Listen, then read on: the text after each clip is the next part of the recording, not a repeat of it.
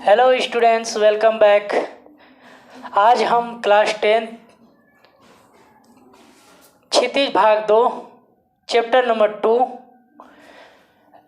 जो तुलसीदास जी द्वारा लिखित रामचरितमानस के बाल कांड से यह चैप्टर लिया गया है और चैप्टर का नाम है राम लक्ष्मण परशुराम संवाद। इससे पहले मैंने आप लोग को चैप्टर नंबर 1 सूरदास जी द्वारा लिखित उधर तुम तो बड़े बड़भागी चैप्टर एक्सप्लेन कर चुका हूँ, समझा चुका हूँ और आप लोग के पास वीडियो ऑलरेडी भेज चुका हूँ। आज हम दूसरे चैप्टर में प्रवेश कर चुके हैं। यह चैप्टर जो तुलसीदास जी द्वारा लिखित रामचरितमानस बालकांड से लिया गया है और इस चैप्टर के पद को एक्सप्लेन करने से पहले मैं आप लोग को कुछ बताना चाहता हूँ। इस चैप्टर में राजा जनक की पुत्री सीता के विवाह की बात चलती है और उनके लिए एक प्रतिज्ञा रखी जाती है। प्रतिज्ञा यह रहता है कि जो भी भगवान शिव के धनुष का प्रतिंचा चढ़ाएगा उसके साथ सीता का विवाह कर दिया जाएगा। ये प्रतिज्ञा रखी जाती है पूरा राजा जनक के महल के अंदर। उस समाज के अंदर बहुत सारे राजा महाराजा वहाँ पहुँचते हैं, कोशिश करते हैं उस धनुष को तोड़ने की, लेकिन वह धनुष टूटता नहीं है क्योंकि वह धनुष कोई मामूली सी धनुष नहीं रहती है। वह धनुष भगवान शिव की धनुष रहता है और वह धनुष का नाम पिनाक रहता है। ठीक है। उसी समाज में सीता के स्वयंवर राम लक्ष्मण और विश्वामित्र भी शामिल रहते हैं, पहुंचते हैं वहाँ पे। सभी राजाओं के कोशिश के बाद वह धनुष नहीं टूटता है। जब राम भगवान की बारी आती है, राम भगवान जैसे ही धनुष को छूते हैं धनुष की प्रतिंचा चढ़ जाती है, अर्थात धनुष टूट जाता है। और यहीं पर इस धनुष के टूटने की जो आवाज़ होती है, क्योंकि मैं पहले ही बता चुका हूँ कि यह धनुष कोई मामूली सी धनुष नहीं बल्कि भगवान शिव की धनुष है। तो जब वो धनुष की टूटने की आवाज़ होती है तो पूरा ब्रह्मांड में गर्जन होता है, बहुत बड़ा गर्जन होता है, अफरा तफरी होता है। यहीं पर भगवान शिव के सबसे बड़े भक्त परशुराम जब इस गर्जन की आवाज़ सुनते हैं तो उन्हें समझ में आ जाता है कि जरूर भगवान शिव का धनुष किसी ने तोड़ा है और वो बहुत अधिक क्रोधित हो जाते हैं, गुस्सा होते हैं और गुस्सा के साथ उस महल में, उस समाज में पहुंचते हैं। तो उसके बाद जो विवाद होता है ना, उसी के बारे में इस पद के द्वारा बताया गया है। आइए एक एक पद को हम लोग देखेंगे, पढ़ेंगे और उसके सारांश यानी अर्थ को समझेंगे। तो सबसे पहले इस पद में आए हुए कठिन शब्दों का अर्थ जान लेते हैं। नाथ शंभुधनि भंज निहारा। नाथ का मतलब होता है भगवान, शंभुधनि यानी भगवान शिव का धनुष, भंज निहारा तोड़ने वाला। दास का मतलब सेवक। आयसु, आयसु का मतलब आज्ञा। मोही का मतलब मुझे। सुनि रिसाई, रिसाई का मतलब क्रोधित होकर, गुस्सा होकर। सेवकु यानी सेवा, सेवकु मतलब सेवक। सेवकाई मतलब सेवा करने वाला। अरकर्णी, अरकर्णी का मतलब होता है शत्रु। सुनहि राम जेहि शिव धनुष, शिव धनु का मतलब शिव धनुष यानी शिव का धनुष। सहस बाहु, अब देखिए सहस बाहु जो शब्द है यहाँ पर जो परशुराम मुनि हैं, मुनि जो परशुराम हैं उनके एक शत्रु की भी बात की गई है जो उन्होंने बहुत पहले एक शत्रु का वध किया था, उसका नाम था सहसबाहु। रिपु का मतलब शत्रु। बिलगाव, बिलगाव का मतलब अलग होकर और बिहाई का मतलब छोड़कर, है ना। नहीं तो यही सब राज। सुनि मुनि बचन लखन मुस्काने, मुस्काने का मतलब मुस्कुराकर। परशुधर ही अवमाने, अवमाने का मतलब अपमानित करके। अवमाने का अर्थ होता है अपमानित करना। बहु धनु ही तोरी लरिकाई, लरिकाई का अर्थ होता है लड़कपन, बचपन। कब सॉरी, कबहु न असी रिस किन्हीं गोसाई। रिस का मतलब गुस्सा होना, क्रोधित होना। एहि धनु पर ममता, ममता का मतलब प्यार। सुनि रिसाई कहूँ भृगुकुल केतु, रिसाई का मतलब क्रोधित होकर।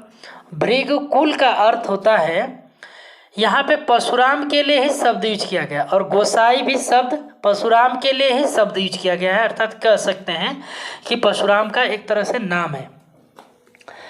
रे नृप बालक, नृप का मतलब राजा, बालक का मतलब बालक, राजपुत्र। कालबश बोलत तोहिन संभार, संभार मतलब संभल कर, संभार कर। धनुषम, सम मतलब समान।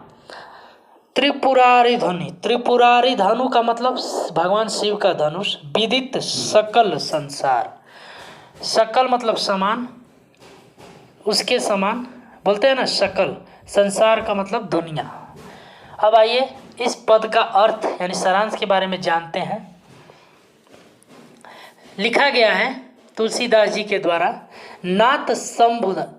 तुलसीदास की भाषा मैंने पहले भी बता चुका हूँ जीवन परिचय में। इससे पहले मैंने तुलसीदास जी का जीवन परिचय सेंड किया हूँ, वीडियो भेजा हूँ, उसमें आप लोग देख लीजिएगा। उसमें मैंने ये भी बताया कि उनकी जो भाषा है अवधी है ना, तो अवधी भाषा में लिखी गई पद है। क्या लिखे हैं? नाथ संबुधन भंज निहारा, होई केहू एक दास तुम्हारा।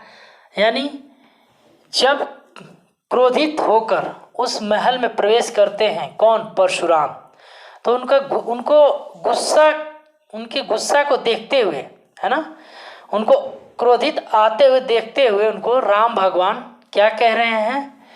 कह रहे हैं कि हे मुनिवर, हे परशुराम जी, जिसने भी ये भगवान शिव का धनुष तोड़ा है वह बल्कि कोई और नहीं आपका दास ही होगा, एक आपका सेवक ही होगा। ये बात कौन कह रहे हैं? राम भगवान कह रहे हैं। किससे कर रहे हैं? परशुराम से कर रहे हैं। क्यों? क्योंकि धनुष के टूटने की आवाज़ को सुनकर वो बहुत अधिक क्रोधित होकर उस महल में आते हैं, और उनके गुस्सा को देखते हुए, है ना, शिव का धनुष टूटने पर मुनि परशुराम को अत्यंत क्रोधित होकर देखकर राम भगवान कहते हैं, क्या कहते हैं कि शंभुधनी, यानी शिव भगवान का जो धनुष जिसने भी तोड़ा है वह कोई और नहीं बल्कि आपका एक सेवक ही होगा। यानी यहाँ पे राम भगवान डायरेक्ट अपने आप को नहीं कह रहे हैं, वो कह रहे हैं कि जिसने भी ये धनुष तोड़ा है वह आपका एक सेवक ही होगा। आय सुकाह कहिए किन मोही, सुनि रिसाई बोले मुन को ही। आयसु का मतलब आज्ञा। अब राम भगवान कह रहे हैं कि क्या आज्ञा है, मुझे क्यों नहीं कहते? यह बात कौन कह रहे हैं? राम भगवान कह रहे हैं, हे मुनिवर, क्या आज्ञा है, मुझे आप क्यों नहीं कहते? सुनि रिसाई बोले मुनि कोई। जैसे ही यह बात राम भगवान कहते हैं वैसे ही मुनि यानी परशुराम सुनकर गुस्सा होकर कहते हैं, क्रोधित होकर कहते हैं। क्या कहते हैं? सेवक सो जो करे सेवकाई, और करनी कर करही लड़ाई। यानी एक जो सेवक होता है उसका काम जो होता है सेवा करना। यह बात कौन कह रहा है? परशुराम कह रहे हैं कि सेवक का काम होता है सेवा करना, और करनी का मतलब शत्रु, और एक शत्रु का काम होता है लड़ाई करना, यानी लड़वाना, एक दूसरे में झगड़ा करवाना, है ना।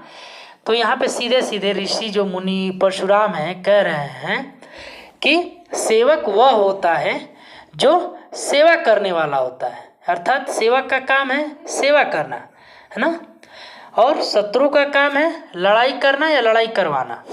फिर आगे, सुनहु राम जो ही शिव धनु तोरा, सहस बाहु सम सो रिपु मोरा। अब आगे कह रहे हैं परशुराम कि हे राम सुनो, हे राम सुनो, जिसने भी ये शिव के धनुष को तोड़ा है वह सहस बाहु के समान। मैंने सहस बाहु के बारे में बताया है, यानी उनका एक शत्रु था, किसका? परशुराम का। वो अब कह रहे हैं कि जिसने भी, हे राम सुनो, जिसने भी शिव के धनुष को तोड़ा है वह सहस बाहु के समान मेरा क्या है, शत्रु है। रिपु का मतलब शत्रु है।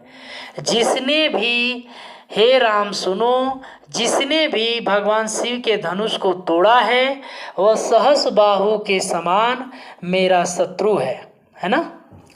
सो बिल गाव बिहाई समाजा, न तो मारे जाहि सब राजा। अब आगे कह रहे हैं बिलगाव का मतलब अलग होकर, बिहाई का मतलब छोड़कर।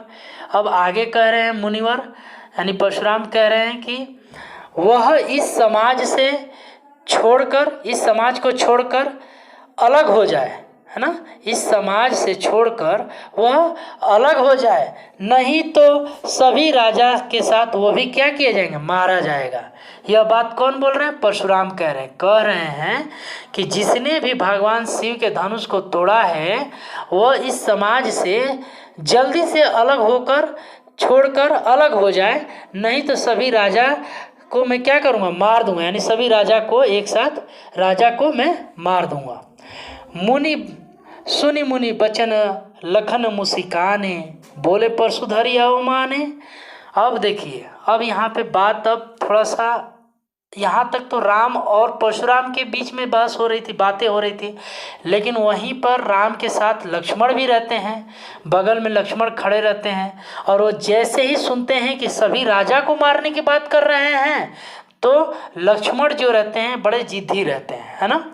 लक्ष्मण मुस्कुराते हुए कहते हैं, है ना, जैसे ही वो मुनि के वचन को सुनते हैं वो मुस्कुराते हुए उनके परशुराम का अवमाने का मतलब अपमानित करना, यानी जैसे ही मुनि के वचन को लक्ष्मण सुनते हैं, मुस्कुराते हुए परशुराम का उस महासभा के अंदर, उस समाज के अंदर अपमानित करते हुए कहते हैं, क्या कहते हैं, बहुधनु ही तो री लड़काई, कबहू न असी ऋषि की नहीं गोसाई। यानी अब यहाँ पे अब लक्ष्मण और परशुराम के बीच अब संवाद स्टार्ट हो गया, है ना। क्या कह रहे हैं, लक्ष्मण कह रहे हैं कि हे गोसाई, अब गोसाई शब्द परशुराम शब्द के लिए यूज किया गया है। कह रहे हैं लक्ष्मण कि हे गोसाई, लड़काई का मतलब बचपन में, हम सब मतलब बचपन में मतलब बहुत सारे, यानी बहुत सारे ऐसे धनुष तोड़ा है, तब आपने उस समय ऋष का मतलब गुस्सा, तब आपने उस समय कोई गुस्सा नहीं किया, किसी प्रकार का गुस्सा नहीं किया, है ना। यह बात कौन कह रहे हैं, लक्ष्मण कह रहे हैं। किससे कह रहे हैं, परशुराम से कह रहे हैं। क्या कह रहे हैं, कह रहे हैं कि बचपन में, यानी लड़काई मतलब बचपन में, लड़कपन में हमने तो बहुत सारे धनुष तोड़ा है, तब उस समय आपने कोई गुस्सा नहीं किया, किसी प्रकार का गुस्सा नहीं किया। ए ही धनु पर ममता के ही हेतु, सुनि ऋषाई कहे भृगुकुल केतु। ममता का मतलब प्यार, भृगुकुल यानी परशुराम के लिए यह शब्द यूज किया गया है। अब लक्ष्मण कह रहे हैं कि ऐसा क्या है इस धनुष में कि इतना ममता आ रहा है, क्या कारण है कि इस धनुष पे इतना प्यार आ रहा है। और जैसे ही लक्ष्मण यह बात कहते हैं, वैसे ही इनके बात को सुनकर परशुराम, ऋषाई का मतलब गुस्से होकर कहते हैं, गुस्सा होकर कहते हैं, क्या कहते हैं, रे नृप बालक काल बस बोलत तो ही न संभार। रे मतलब अरे बालक, ये नृप राजपुत्र, अरे राजपुत्र, काल यानी एक समय होता है, मतलब एग्जाम्पल के तौर पे मैं बता रहा हूँ, जैसे आपका कोई दुश्मन रहता है ना, और आपसे खतरनाक है और आपके सामने है और आप फिर भी आपको डर नहीं लग रहा, तो इसके लिए यह शब्द यूज किया गया है। कहा जा रहा है रे नृप बालक काल बस बोलत तो ही न संभार, या रे राजपुत्र, काल के बस होने से तुझे बोलने का कुछ भी होश नहीं है। यह बात कौन बोल रहे हैं, परशुराम बोल रहे हैं। क्या बोल रहे हैं कि अरे राजपुत्र, काल के बस होने से तुझे बोलने का कुछ भी होश नहीं है, यानी तू क्या बोल रहा है, तुझे बिल्कुल डर नहीं है कि तेरे सामने कौन खड़ा है। यह बात परशुराम कहते हैं। किससे कहते हैं, लक्ष्मण से कहते हैं। क्या कहते हैं, आगे देखिए, धनुषम त्रिपुरा रिधनि विदित सकल संसार। क्या तुझे इतना भी नहीं मालूम है कि भगवान का जो ये धनुष है, जो संसार में, पूरे संसार में विख्यात है, जो चर्चित है, क्या तुझे इतना भी नहीं मालूम है कि यह धनुष जो है भगवान शिव का धनुष है? तो यह इस धनुष की तुलना और धनुषों के समान कर रहा है और धनुषों से तुलना कर रहा है। क्या तुझे इतना भी नहीं मालूम है कि इस धनुष की जो विख्यात है, पूरे दुनिया में विख्यात है, पूरा दुनिया में चर्चित है, तो इस धनुष की तुलना तू और धनुषों के समान कर रहा है। इस धनुष में और उस धनुष में अंतर नहीं है। ये सारी बातें परशुराम कहते हैं। किससे कहते हैं? लक्ष्मण से कहते हैं। यानी यहाँ पे जो संवाद हो रहा है अब परशुराम और लक्ष्मण के बीच में हो रहा है। तो इस तरह मैंने राम लक्ष्मण परशुराम संवाद का पहला पैराग्राफ यानी पहला पद एक्सप्लेन किया हूँ। अगर आप लोग को इसका अर्थ समझ में आया है तो आप लोग लाइक जरूर करिएगा। चलिए अब दूसरे पद के तरफ चलते हैं।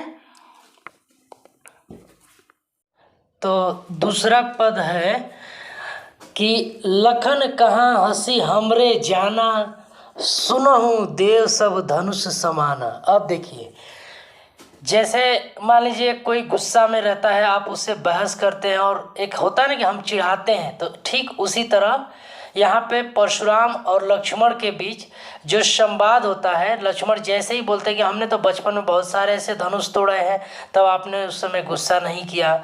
यानी लक्ष्मण डरते नहीं है परशुराम से, उसके हर एक बात का जवाब देते हैं और उन्हीं के बीच में इसी बात को लेकर बहस चलती है। परशुराम ये सोचता है कि मैं सभी लोगों का वध किया हूँ, सब मुझसे डरते हैं और ये क्यों नहीं डर रहा है ना। तो आइए इस पद में देखते हैं क्या कह रहे हैं लक्ष्मण और परशुराम के बीच क्या बहस चल रही है। लखन कहाँ हंसी हमरे जाना, सुनहु देव सब धनुष समाना। अब देखिए लक्ष्मण यहाँ पर हंसकर, है ना, लक्ष्मण यहाँ पर हंसकर कहते हैं कि हे देव सुनिए। जाना का मतलब समझ, ज्ञान, है ना। जाना का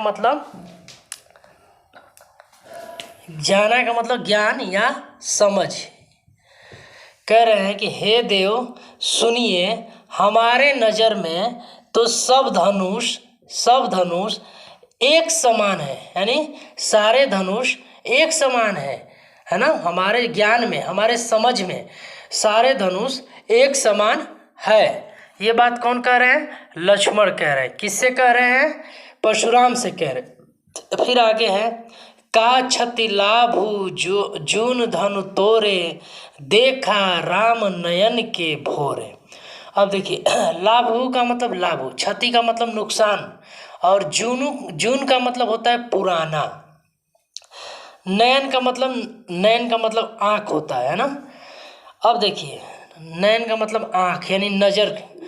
अब इस पद में क्या कह रहे हैं लक्ष्मण?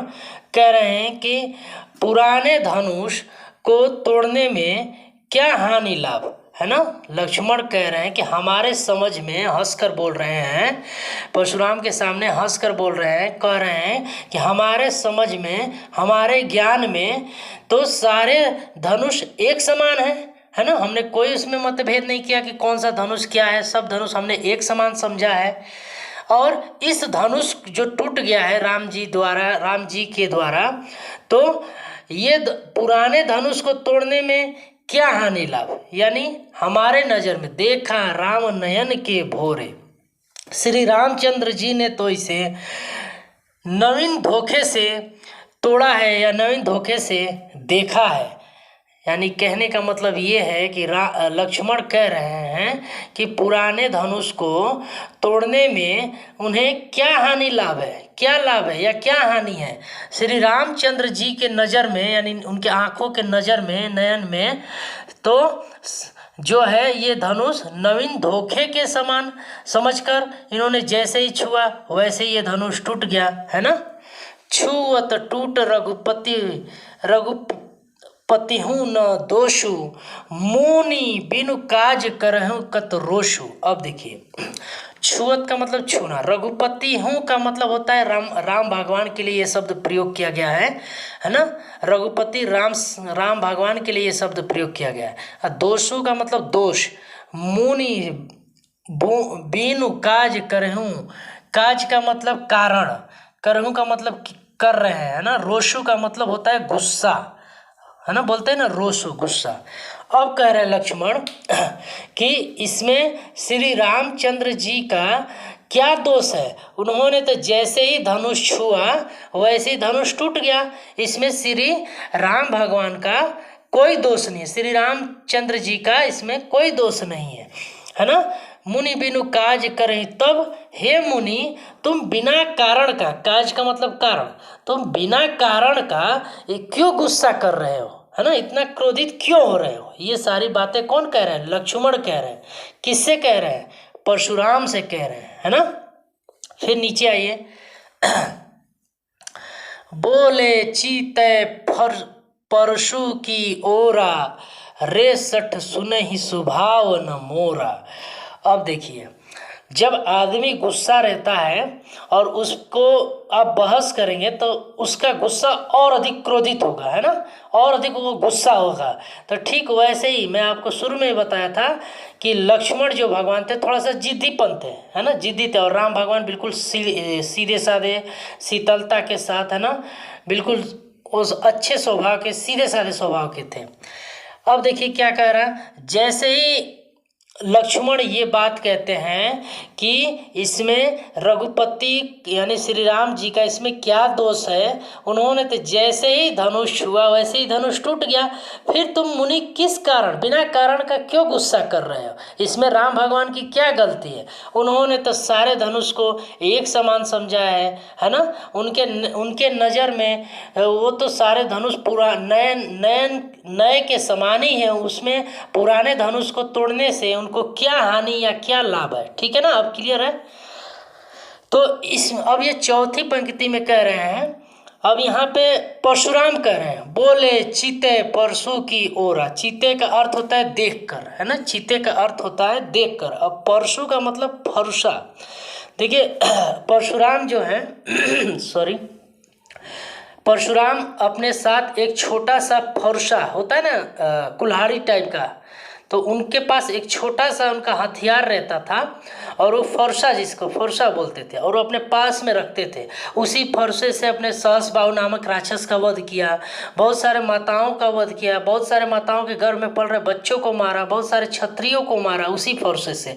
तो उस फरसे को निकालते हुए दिखा कर कह रहे हैं, क्या कह रहे हैं, बोले चिते फरसु की ओरा। यानी अब यहाँ पे मुनि जो होते हैं फरसा की तरफ देखकर कहते हैं, फरसा की तरफ देखते हुए देख कर कहते हैं, रेसठ। रेसठ का मतलब हे मूर्ख, रेसठ का मूर्ख, हे मूर्ख। स्वभाव का मतलब स्वभाव, स्वभाव, स्वभाव, है ना, स्वभाव का मतलब स्वभाव। रे मूर्ख, क्या तूने मेरे स्वभाव को नहीं जाना है, क्या तूने मेरे स्वभाव के बारे में नहीं सुना है। ये बात कौन कह रहे हैं, परशुराम कह रहे हैं। क्यों कह रहे हैं, क्योंकि लक्ष्मण और परशुराम के बीच में बहस चल रहा है। तब फरसा निकाल कर अपना जो हथियार उसको निकाल कर कह रहे हैं, अपने हथियार की तरफ देख कर कह रहे हैं इशारा करते हुए कि रे सठ सुन ही स्वभाव न मोरा। हे मूर्ख, क्या तूने मेरे स्वभाव के बारे में नहीं सुना है, तूने मेरे स्वभाव के बारे में नहीं जाना है कि मैं कैसा आदमी हूँ, या कैसा इंसान हूँ, या कैसा ऋषि मुनि हूँ। ये चार पंक्ति का ये अर्थ होता है। कहने का मतलब फिर से मैं बता दे रहा हूँ। देखिए, लखन कहाँ हंसी हमरे जाना। अब यहाँ पे लखन जो है हंसकर मुस्कुराते हुए कह रहे हैं, सुनऊँ देव सब धनुष समाना। यानी कि हे देव, हमारे नजर में तो सब धनुष एक समान है ना, हमारे समझ में, हमारे ज्ञान में सभी धनुष एक समान हैं। का क्षति लाभु जून धनु तोरे, है ना। तब ये पुराने धनुष को तोड़ने में हमें क्या हानि है, क्या लाभ है। देखा राम नयन के भोरे, राम भगवान तो इसे नवीन धनुष के धोखे में तोड़ा है ना। वो ये नहीं देखा है कि कौन सा धनुष पुराना है, कौन सा धनुष नया है। वो तो उनके नज़र में तो सारे धनुष क्या है, नवीन के समान है। अर्थात यह भी धनुष उनके नज़र में क्या है, यह नवीन के समान ही है। छुअत टूट रघुपति न दोषो, इसमें श्री राम भगवान का क्या दोष है। उन्होंने तो जैसे ही छुआ वैसे ये धनुष क्या हुआ, टूट गया। इसमें राम भगवान का क्या दोष है। मुनि बिनु काज करहु कत रोषु। अब फिर लक्ष्मण कहते हैं कि फिर तुम बिना कारण का क्यों गुस्सा करते हैं? हे मुनि, बिना कारण का आप क्यों गुस्सा करते हैं, है ना। फिर नीचे है, बोले चिते फरसु की ओरा, रेसठ सुनहि स्वभाव न मोरा। फिर अब गुस्से में बिल्कुल और अधिक गुस्से हो जाते हैं। एक तो पहले से ही गुस्से रहते हैं, अब और अधिक गुस्से हो जाते हैं और कहते हैं, उनके पास एक फरसा रहता है, फरसे की तरफ देखकर इशारा करते हुए कहते हैं कि इशारा करते हुए बोलते हैं कि ये फरसा की ओर देखकर ऋषि मुनि इशारा करते हैं और कहते हैं, रे सट सुनहि स्वभाव न मोरा। हे मूर्ख, लक्ष्मण को कह रहे हैं, हे मूर्ख, क्या तूने मेरे स्वभाव के बारे में नहीं सुना है? क्या तूने मेरे स्वभाव को नहीं जानता है कि मैं कैसा इंसान हूँ और उनका क्या स्वभाव है? अभी नीचे सब बताया जाएगा, है ना। तो आइए नीचे भी देखते हैं, नीचे पंक्ति जो लिखा हुआ है इसके बारे में देखते हैं। आगे है कि बालक बोली बधो नहीं तोही, केवल मुनि जड़ जानहि मोही। अब देखिए आगे क्या कहते हैं।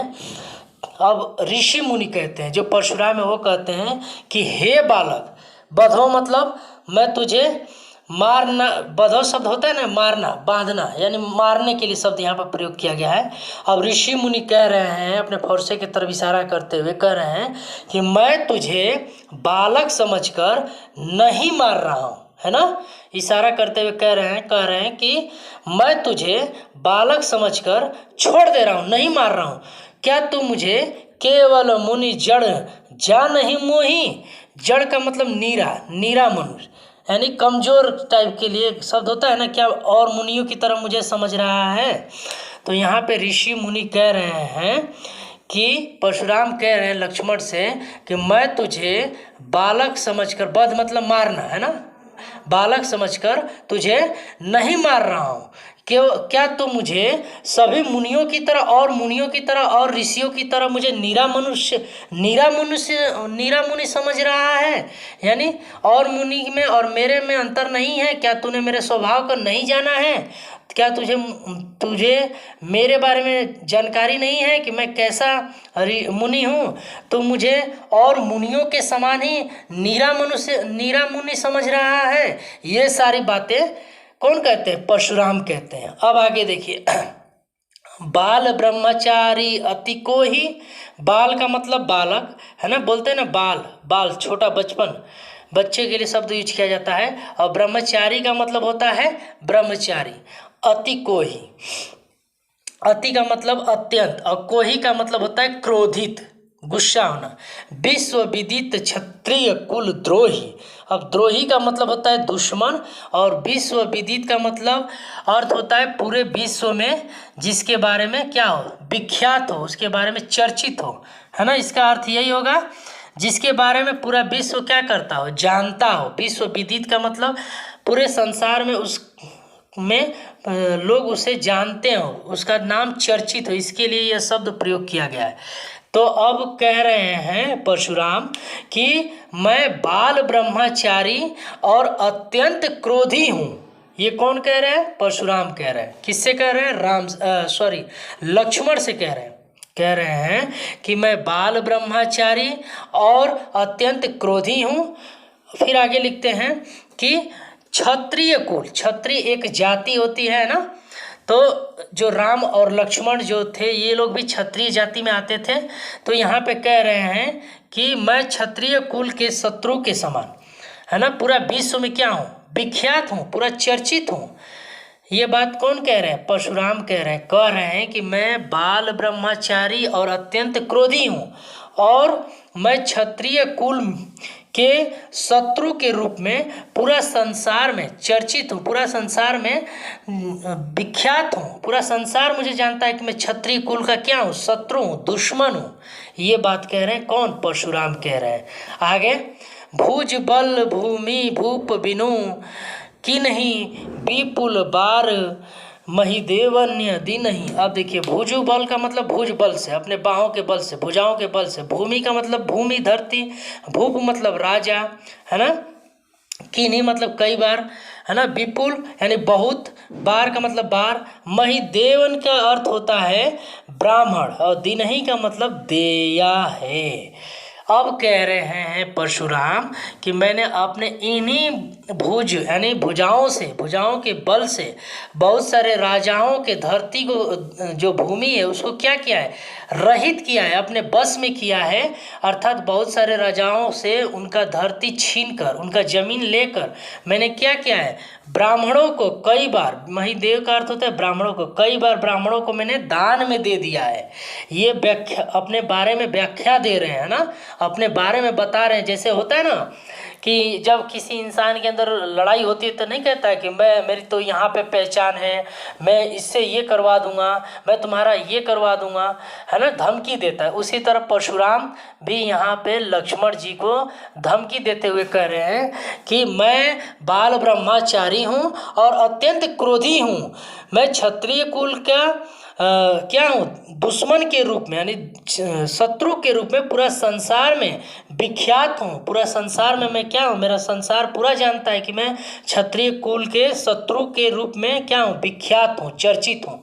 फिर कह रहे हैं कि इन्हीं भुजाओं के बल पे मैंने बहुत सारे राजाओं के जमीन को हड़पा है ना, बहुत सारे राजाओं की ज़मीन को अपने बस में किया हूँ और उन ज़मीनों को बहुत बार मैंने ब्राह्मणों को दान में दे दिया है ना, ब्राह्मणों को दान में दे दिया है। ठीक है, आगे आइए देखते हैं फिर क्या कहते हैं परशुराम।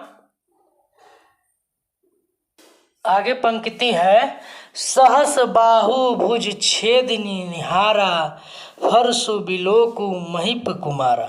अब देखिए, छेद निहारा शब्द का यहाँ पे प्रयोग किया गया है। जो फरसा है उनके पास, उनके तरफ इशारा करते हुए कह रहे हैं परशुराम कि हे राजकुमार, हे राजकुमार, सहस बाहु, है ना, दिया है ना, सहस बाहु की भुजाओं को, भुज मतलब भुजाओं को, छेद निहारा का मतलब काटने वाला, फरसु मतलब फरसा, बिलोकु का मतलब पूरे, बिलोकु मतलब देखना, और महिप मतलब होता है राजा। अब यहाँ पे कह रहे हैं परशुराम, हे राजकुमार, सहस बाहु की भुजाओं को काटने वाले मेरे इस फरसे को देख, है ना। कौन कह रहे, परशुराम। किसे कह रहे हैं, लक्ष्मण से कह रहे हैं कि हे राजकुमार, सहस बाहु की भुजाओं को काटने वाले मेरे इस फरसे को देख। और सहस बाहु कौन थे, उनका दुश्मन मुनि, परशुराम का एक दुश्मन जो राक्षस रहता, उसको उस फरसे से काट रखते। तो अब इशारा करते हुए लक्ष्मण को कह रहे हैं कि मेरे इस फरसे की तरफ तू देख, है ना। फिर आगे है फरसु बिलो की महिप। फिर कहते हैं कि हे अरे राजा के बालक, महिप मतलब राजा, अब बिलोकु का मतलब देखना। अरे राजा के बालक, मेरे इस फरसे को देख, इस फरसे से मैंने सहस बाहु के भुजाओं को मैंने क्या किया है, काटा है। और उसके तरफ इशारा करते हुए कह रहे हैं। फिर आगे क्या कह रहे हैं, मात्र पितहि जनहि सोच बस करसी महिष किशोर गर्भन्य के अर्भक दलन फरसु मोर अति घोर। अब देखिए क्या कह रहे हैं, मात्र पिता हूँ मतलब माता पिता, और सोच बस मतलब माता पिता के बारे में न सोचना, सोचने के लिए बात यहाँ पर किया जा रहा है। और किशोर शब्द बच्चे के लिए प्रयोग किया गया है। और गर्भन का अर्थ होता है गर्भ में, बच्चा जो गर्भ में पल रहा है उसके लिए प्रयोग किया गया है। और मोर अति घोर। अब देखिए यहाँ पे कह रहे हैं परशुराम कि अरे राजा के बालक, तू अपने माता पिता के बारे में जरा सा भी चिंता नहीं कर रहा है ना। तू अपने माता पिता के बारे में नहीं सोच रहा है ना। तुझे बिल्कुल डर नहीं लग रहा है, तुझे अपने माँ बाप की चिंता नहीं है। मेरा फरसा बड़ा ही भयानक है। अपने फरसे की तरफ इशारा करते हुए लक्ष्मण को कह रहे हैं कि तुझे अपने माता पिता की बिल्कुल चिंता नहीं है, तुझे बिल्कुल डर नहीं है। अभी मैं इस फरसे से क्या किया हूँ, सहस बाहु नामक राक्षस के क्या भुजाओं को काटा हूँ इसी फरसे से। और तुझे इस फरसे से अर्थात मुझसे डर नहीं लगता है क्या, तुझे अपने माँ बाप की भी चिंता नहीं है। ये सारी बातें कौन कह रहे हैं, परशुराम कह रहे हैं। और क्या कह रहे हैं कि मेरा जो ये फरसा है बहुत ही भयानक है। मैंने इस फरसे से गर्भन के अर्भक दलहन फरसे, यानी मैंने इस फरसे से माँ के गर्भ में पल रहे बच्चे को भी क्या किया है, ये काटा है अर्थात मारा है। ये बात कौन कह रहे हैं? परशुराम कह रहे हैं। कह रहे हैं कि अरे राजा के बालक, तू अपने माता पिता के बारे में भी बिल्कुल नहीं सोच रहा है, उनकी भी चिंता नहीं कर रहा है। मेरा फरुसा जो है बड़ा ही भयानक है ना। फिर कहते हैं कि यह गर्भ के बच्चों का भी नाश करने वाला है, अर्थात इस फरुसे से मैंने गर्भ में पल रहे बच्चों को भी मारा है। तो इस तरह दूसरा तुलसीदास जी द्वारा रचित रामचरितमानस बाल कांड के दूसरा पद, राम लक्ष्मण परशुराम का दूसरा पद मैंने एक्सप्लेन किया हूँ। तो इस तरह यहाँ पर पहला और दूसरा पद मैंने ख़त्म कर दिया है और इसको मैं पार्ट 1 में डाल रहा हूँ। इसके बाद 4 पद और हैं जो नेक्स्ट पार्ट में डाला जाएगा। तो कैसा लगा आप लोग का आज का चैप्टर का जो पद सारांश अर्थ चल रहा है, आप लोग ज़रूर अपने सुझाव दीजिएगा और अच्छा लगेगा तो आप लोग लाइक ज़रूर करिएगा। आज के लिए इतना ही और बाकी जो बचे हुए पद हैं उसको नेक्स्ट पार्ट में डालेंगे। Thank you. जय हिंद।